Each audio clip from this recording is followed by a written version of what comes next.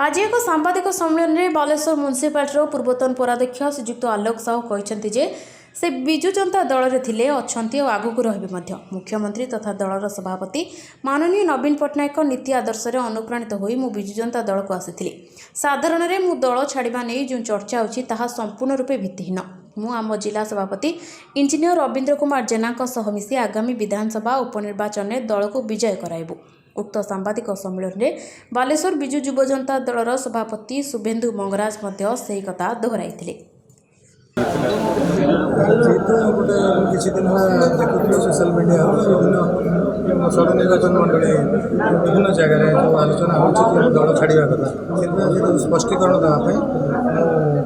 विजु जनता दल में चलती आज अच्छी आगामी दिन निश्चित भाव रही आम जो सर्वोच्च नेता माननीय राज्य सभापति नवीन पट्टनायक जिला सभापति माननीय रवींद्र जेना नेतृत्व में आम काली करूँ आज आगामी दिन निश्चित भाव।